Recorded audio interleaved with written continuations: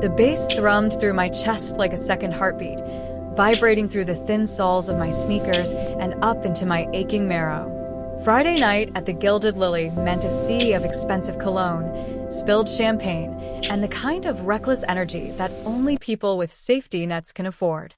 I wiped down the mahogany bar for the fourth time in 10 minutes, my fingers pruned and stinging from a constant rotation of ice water and cheap gin. Bella. 2 martinis for the penthouse table, the floor manager shouted over a remix of a song I'd heard 1,000 times. I nodded, though I was too tired to smile.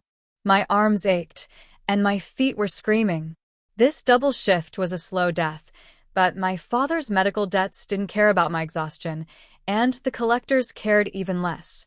I was invisible here, just a girl in a black vest, pouring liquid courage for people who had money to waste while I counted every cent. I caught my reflection in the polished mirror behind the bottles, dark circles under hazel eyes, my hair pulled back, so tight it gave me a headache. 23, and already running on empty. Bella. I turned to find Mia and Chloe stumbling toward the bar, their faces flushed with the kind of mischief that usually ended in a hangover. We're bored, Mia announced, leaning across the bar and nearly knocking over a tray of garnishes. Entertain us. I'm working, I said, mixing the drinks with practiced efficiency. Go dance. We've got a better idea, Chloe grinned. Truth or dare? I groaned. I'm not playing. Dare, Mia decided, her eyes scanning the crowd like a hawk. I dare you to kiss the most dangerous-looking man in this room. My stomach dropped. Absolutely not. Come on, Bella. When's the last time you did something for you? Something crazy. Never. I didn't do crazy. I did spreadsheets. I did graveyard shifts and meal prepped rice and beans and studied for my finals until my eyes bled. That was the plan. Work, save, survive. Mia pointed toward the secluded corner booth, partially hidden by a row of frosted glass panels. There. The Ice King. That's your guy. I followed her finger, squinting through the hazy fog of the club. The corner booth was cast in deep shadow, separated from the main floor by an unspoken boundary that even the drunkest patrons seemed to respect. He sat utterly still while the world around him was a blur of movement, an island of granite in a sea of waves. Even from this distance, I felt the air grow heavy.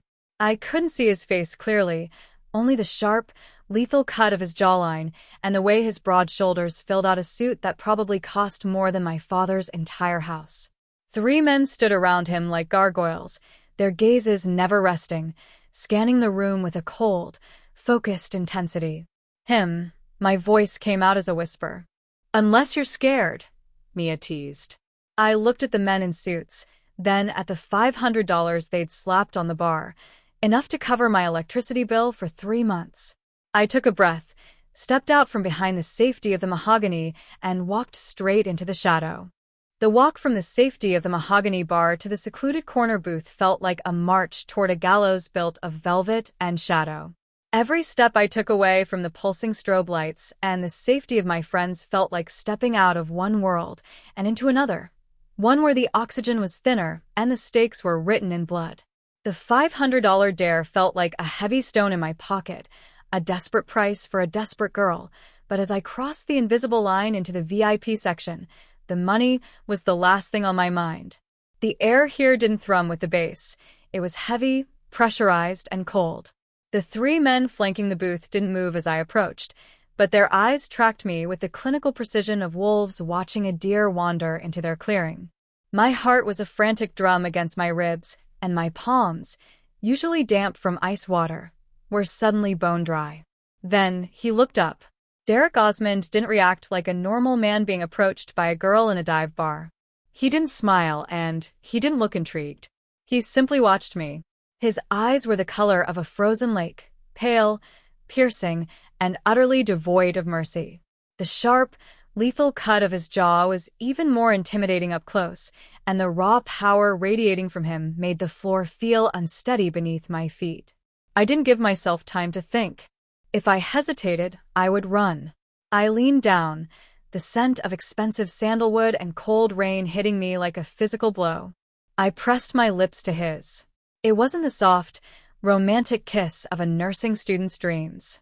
It was a collision.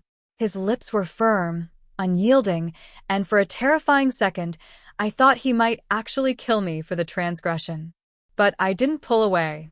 I leaned into the danger, my fingers grazing the expensive fabric of his lapel, claiming the moment before the reality of what I was doing could shatter me. When I finally pulled back, the world had changed. The music hadn't stopped, but the room had gone silent in my head. The laughter of my friends, the clinking of glasses, the roar of the crowd, it all vanished, sucked into the vacuum of the man sitting before me. Derrick didn't move a muscle, but his gaze had shifted from cold observation to a dark, heavy intensity that felt like a physical weight pressing against my chest. It was a lethal gaze, one that stripped away my invisible bartender mask and saw every debt, every fear, and every secret I held. The bouncers moved instinctively, a predatory shift in their stance that signaled my time was up, but Derrick raised a single, gloved hand. The movement was small, yet the entire room seemed to obey it. He leaned forward, his face inches from mine, his voice a low, vibrating rasp that seemed to bypass my ears and settle straight in my marrow. "You have no idea what you've just set in motion, Bella Rose," he whispered. My name on his tongue felt like a brand, a permanent mark on a girl who was never supposed to be noticed. I had walked into the shadows on a dare, but as I backed away from the booth, I realized I hadn't just won $500. I had traded my invisibility for a target, and the Ice King wasn't going to let me melt back into the crowd. The morning light was thin and gray, filtering through the grime of my studio apartment windows like a tired apology. I hadn't slept. Every time I closed my eyes, I felt the phantom pressure of Derrick Osmond's lips against mine and the bone-chilling weight of his gaze. My skin still felt electrified, a sharp contrast to the mundane reality of my chipped coffee mug and the stack of past-due notices sitting on my kitchen counter. I moved through my routine like a ghost, dressing for my shift at the library in a thick-knit sweater and jeans, armor that felt laughably thin. I stepped out of my building, bracing for the usual assault of city noise and the smell of exhaust. Instead, I found a silence so profound it felt unnatural. A black sedan, polished to a mirror finish, sat idling at the curb, taking up space like a shark in a goldfish pond. Leaning against the passenger door was Derrick. He looked even more formidable in the daylight, his charcoal overcoat draped over shoulders that seemed to hold up the sky. He wasn't looking at his phone or a watch, he was looking directly at my door. Waiting. My breath hitched. I considered turning back, but the men standing near the alleyway, the same gargoyles from the bar, made it clear that the exit was for display purposes only. "You're late, Bella Rose," he said, his voice a low velvet rasp that cut through the morning chill. "I didn't know I was on a schedule," I replied, forcing my voice not to tremble. I clutched the strap of my bag, trying to walk past him, but he stepped into my path with the fluid grace of a predator. "You're on my schedule now." He reached into his coat and pulled out a heavy, cream-colored envelope. He held it out, his icy eyes searching mine for a flicker of the girl who had been brave enough to kiss him. I took the envelope, the paper expensive and cool under my fingertips. Inside was a single receipt from a debt collection agency. Across the bottom, in bold, uncompromising ink, were 3 words, "Paid in full." My father's medical debt, thousands of dollars that had been a noose around my neck for years, was gone. "I don't understand," I whispered, the paper shaking in my hand. "Why would you do this?" "Because I don't like my property owing money to anyone but me," he said, stepping closer until the scent of sandalwood and rain overwhelmed the city air. He leaned down, his shadow eclipsing me entirely. "The debt to the bank is settled, Bella. But the debt to me is just beginning." I looked up at him, my heart hammering a frantic rhythm. "And what is the price?" Derrick reached out, his gloved thumb tracing the line of my jaw with a possessiveness that made my blood run hot. "Your freedom. From this moment on, you go where I say. You stay where I put you. You are no longer invisible, and you are no longer alone. You belong to the North now." He opened the car door, an invitation that was clearly a command. I looked back at my dingy apartment building, then at the man who had just bought my life. The safe path was gone, buried under a pile of paid receipts. I took a breath and stepped into the dark interior of the car, knowing that while my debts were gone, I had just traded my soul for a king. The Metropolitan Library was usually a fortress of silence, a sanctuary built of dust and ancient ink where I felt I could breathe. But today, the quiet felt brittle, like thin ice ready to crack under the weight of Derrick's shadow. Every few minutes, I glanced at the two men standing near the biography section. They weren't reading. They were statues in charcoal suits, their eyes constantly tracking the revolving doors. Derrick had kept his word. I was no longer alone, but I felt like a bird being watched by two very loyal hawks. I retreated into the archives, a labyrinth of rolling shelves in the basement where the air was cool and smelled of damp stone. I needed to lose myself in the filing, to pretend for just a moment that my life hadn't been bought and paid for by a man who moved like a storm. The first sign of trouble wasn't a sound, but a scent, the sharp, acrid smell of street grease and cheap cigarettes that didn't belong in my sanctuary. I turned a corner near the 19th century ledgers and froze. Three men stood there, their clothes too loud and their expressions too hungry for a library. The leader, a man with a jagged scar running through his eyebrow, stepped forward, a serrated knife catching the dim overhead light. "Bella Rose," he sneered, the name sounding like an insult in his mouth. "The Vane cartel has a message for Osmond. He thinks he can claim the city's newest prize and keep her tucked away in a basement." I backed away, my heel catching on a loose floorboard. "I don't know who you are. I don't belong to anyone." "You belong to a dead man," he spat, lunging forward. I didn't have time to scream. From the shadows of the utility closet, a blur of movement erupted. One of Derrick's guards appeared, his movements a terrifying display of surgical violence. He didn't use a gun, he used the environment. Within seconds, the first man was slammed into a metal shelf, the sound of breaking bone echoing through the archives. The second intruder reached for a pistol, but a second guard, the one from the biography section, had arrived behind him, his forearm locking around the man's throat in a lethal chokehold. The leader with the scar turned to run, but he stopped dead. Derrick stood at the base of the stairs. He didn't look like a businessman anymore. He looked like a god of ruin. He walked toward the man, his steps slow and rhythmic, the sound of his leather soles on the stone floor sounding like a countdown. Derrick didn't even look at the man he struck. His eyes were locked on me, searching for a scratch, a bruise, a sign that his property had been damaged. He grabbed the leader by the collar and slammed him against the stone wall with a force that made the dust dance. "Tell Vane," Derrick whispered, his voice so low it was a vibration in the floorboards. "If he even breathes the air she exhales, I will turn his entire legacy into a graveyard. She is the mark of Osmond. Touch her, and you touch the sun." He dropped the man like trash and turned to me. The violence vanished from his expression, replaced by a dark, suffocating possessiveness. He reached out, his fingers trembling slightly as he tucked a stray lock of hair behind my ear. "The library is over, Bella," he said, his tone leaving no room for argument. "The cage is getting smaller, and from now on, that cage is my home." The Osmond estate was a monument to cold power, a fortress of black marble and glass that seemed to swallow the moonlight. Inside, the silence was even more oppressive than the violence of the library. Derrick led me to a dining room where the table was a slab of obsidian so polished it reflected the flickering candlelight like a pool of dark water. There were no flowers, no soft music, only the rhythmic ticking of a grandfather clock that sounded like a countdown. I sat across from him, feeling like a specimen under a microscope. The meal was served by shadows and suits, dishes of porcelain and silver that appeared and vanished without a word. Derrick didn't eat. He sat with his glass of deep red wine, his eyes never leaving my face. The Ice King was back, his stone mask firmly in place, yet I could feel the heat of his gaze pulsing against my skin. "You didn't scream today," he said, his voice cutting through the stillness like a blade. "When Vane's man held that knife to you, you didn't even cry. Why?"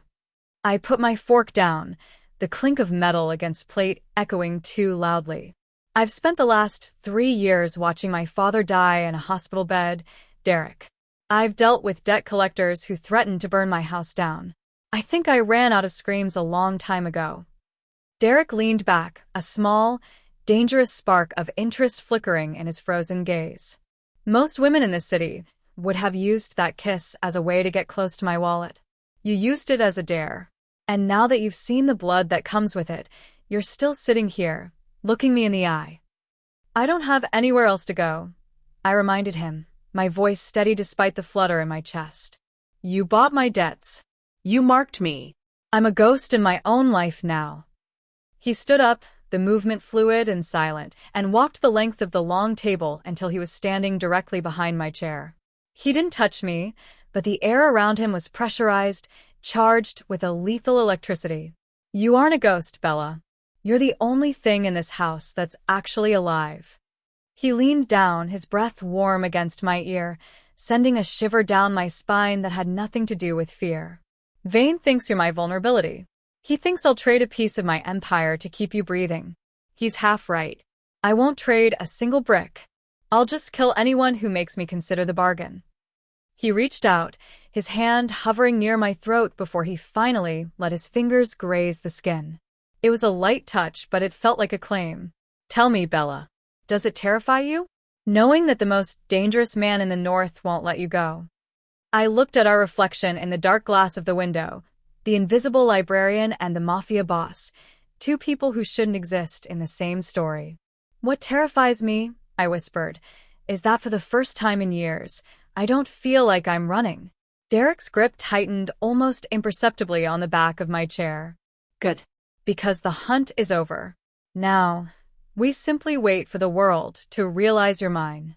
The storm outside the estate was a mirror of the tension vibrating through the halls. Rain lashed against the reinforced glass, blurring the world into a smudge of gray and charcoal. I found Derrick in the private gallery, a room filled with art that looked like it had been salvaged from ancient ruins, shattered marble and faded canvases that only he seemed to understand.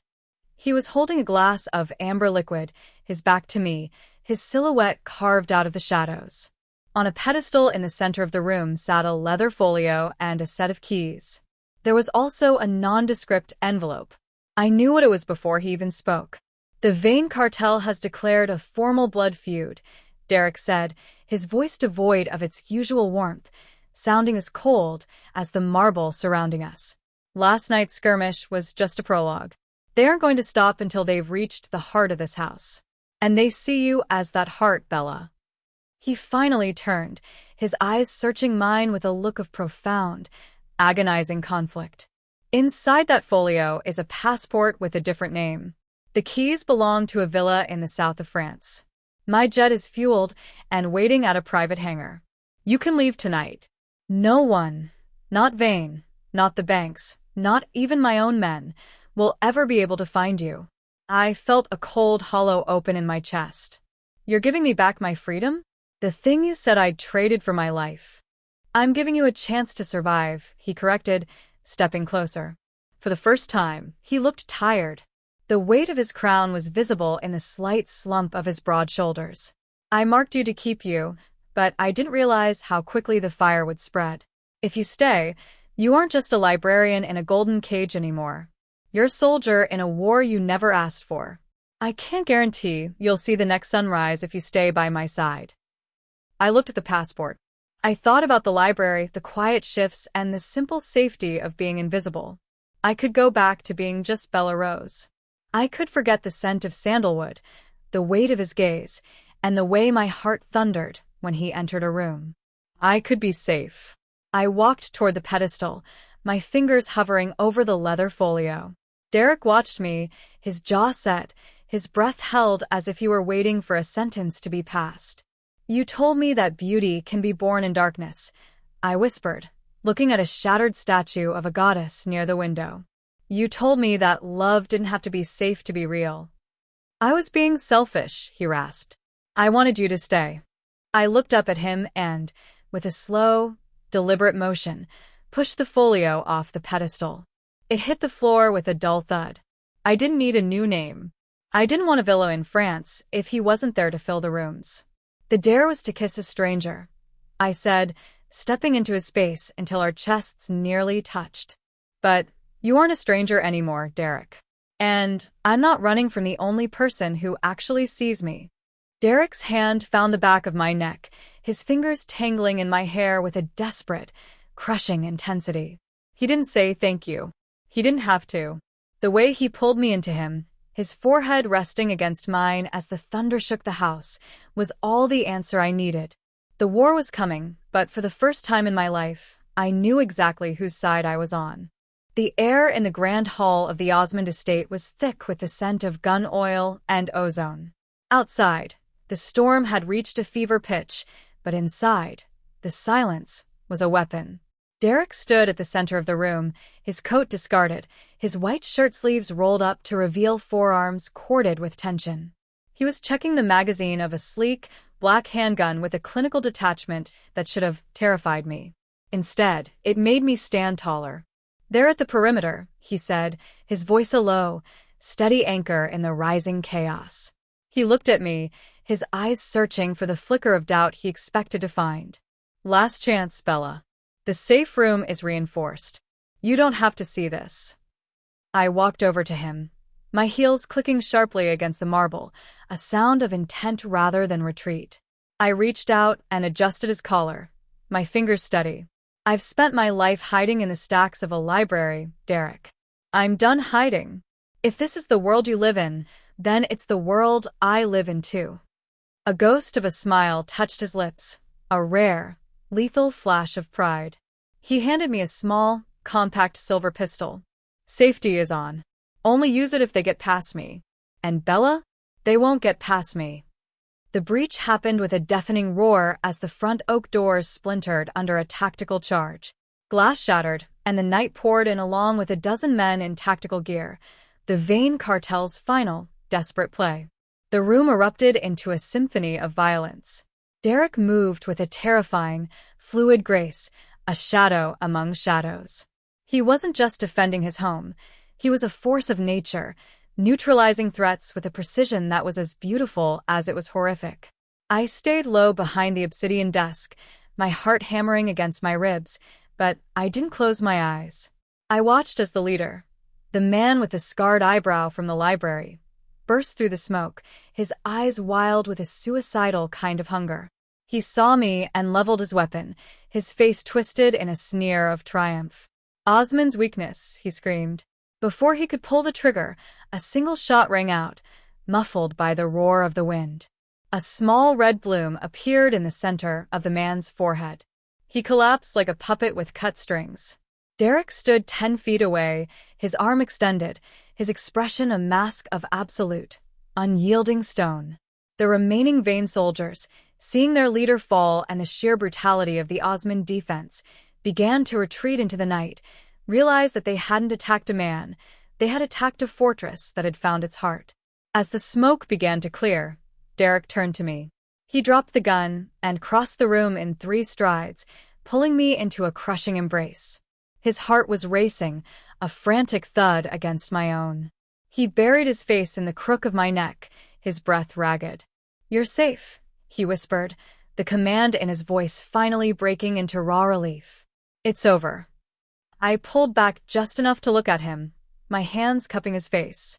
The Ice King was covered in the soot and sweat of battle, but his eyes were clear, focused entirely on me. The war was won, the debt was paid, and the girl who had taken a dare in a bar was gone. In her place stood someone who knew that the most dangerous place in the world was also the only place she ever wanted to be. The boardroom of the Osmond Heights skyscraper was a cathedral of glass and steel, hovering high above a city that looked like a carpet of diamonds. The long, ebony table was occupied by 12 men and women, the pillars of the North's underground and legitimate empires. They were the architects of the city's commerce and its crimes, and they were all waiting in a silence that felt like a held breath. I stood beside the heavy double doors, smoothed the fabric of my tailored black silk suit, and took a breath. I wasn't the girl in the knit sweater anymore. I was the woman who had stood in the smoke of a battlefield and didn't blink. Derrick stood at the head of the table, his presence commanding the very air in the room. He didn't look at the council, he looked at me. He held out his hand, an invitation that carried the weight of a coronation. "You all know the rumors," Derrick said, his voice a low, resonant baritone that filled every corner of the room. "You've heard of the girl from the library. You've heard that the Vane cartel was dismantled because of a distraction. You've wondered if the shadow of the North has grown soft." He waited, his icy gaze daring anyone to speak. No one did. I walked toward him, my heels clicking with deliberate rhythm against the polished floor. I didn't stop until I was standing at his right hand. I didn't look at the floor. I looked at the powerful figures around the table, meeting their stares with the calm intensity one had learned from the man beside me. "This is Bella Rose," Derrick announced, his hand settling firmly and possessively on the small of my back. "She is not a distraction. She is not a guest. And she is certainly not a weakness." He looked at the council, his eyes turning to flint. "From this day forward, her word is my word. Her signature is my signature. You will accord her the same respect and the same fear that you afford me. If you think she is the Ice King's vulnerability, I suggest you remember what happened to the Vanes when they made that mistake." The tension in the room shifted. It wasn't the predatory curiosity of the bar or the library anymore. It was the heavy, begrudging respect of an army acknowledging a new commander. One by one, the heads of the family inclined their heads toward me. It was a silent vow of fealty. Derrick leaned in closer, his breath ghosting against my ear as the meeting began. "How does it feel, Bella?" he whispered, so low only I could hear. "To no longer be invisible?" I looked out the window at the sprawling city below, knowing that my name was now woven into its very foundation. I thought of the $500 dare and the girl who was just trying to pay her bills. She felt like a character in a book I had finished reading a long time ago. "It feels," I whispered back, my hand covering his on the table, "like I'm finally exactly where I'm supposed to be." 6 months later, the Osmond estate was no longer a fortress of cold shadows. It was a cathedral of light and black silk. The air was thick with the scent of 1,000 white roses, their perfume fighting the sharp, familiar salt of the winter air. I stood before the floor-to-ceiling mirror in the bridal suite, staring at a woman I barely recognized. The dress was a masterpiece of midnight black lace, unconventional and unapologetic, clinging to my curves before flaring into a train that pooled on the marble like spilled ink. Around my neck sat a collar of diamonds that caught the light with every breath, Derrick's wedding gift, a shimmering promise of protection. I wasn't the girl in the knit sweater anymore, and I wasn't the invisible librarian hiding in the stacks. I was the sovereign queen of the North. A soft knock sounded, and the heavy doors creaked open. Derrick stood there, looking devastating in a tuxedo that made his shoulders seem a mile wide, and his eyes looked like shards of Arctic ice. He didn't say a word at first. He simply leaned against the frame, his gaze traveling over me with a possessive intensity that made my skin flush. "You're late," I whispered, echoing the words he'd said to me on that first morning outside my apartment. "I had to ensure the perimeter was silent," he replied, his voice a low, vibrating rasp as he crossed the room. He stopped behind me, his hands settling on my waist. His touch was firm, a constant anchor. I wanted nothing to disturb the moment the world finally sees what belongs to me. I looked at our reflection. We were a study in contrasts, the man who had built an empire on blood and the woman who had learned to rule it with him. The dare from that smoky bar felt like a lifetime ago, a small spark that had ignited a beautiful, terrifying wildfire.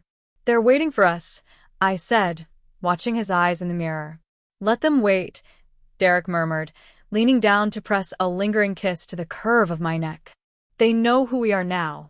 They know that to touch you is to invite the end of the world." He turned me in his arms, his thumb tracing my lower lip just as it had on the night of the gala.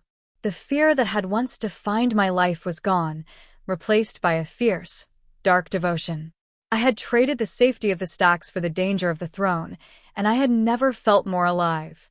We walked out of the suite together, hand in hand, stepping onto the grand balcony overlooking the ballroom. Below us, the elite of the city fell silent, their heads bowing in a wave of respect and fear. I looked out at the sea of faces, then back at the man beside me. The Ice King had found his queen, and the girl who was once invisible was now the only thing the world dared to watch. As we descended the stairs toward our future, I knew that the dare hadn't just been a kiss, it had been the beginning of forever. Thank you for watching this series on our channel. For more on this channel, please subscribe by clicking on the bell button.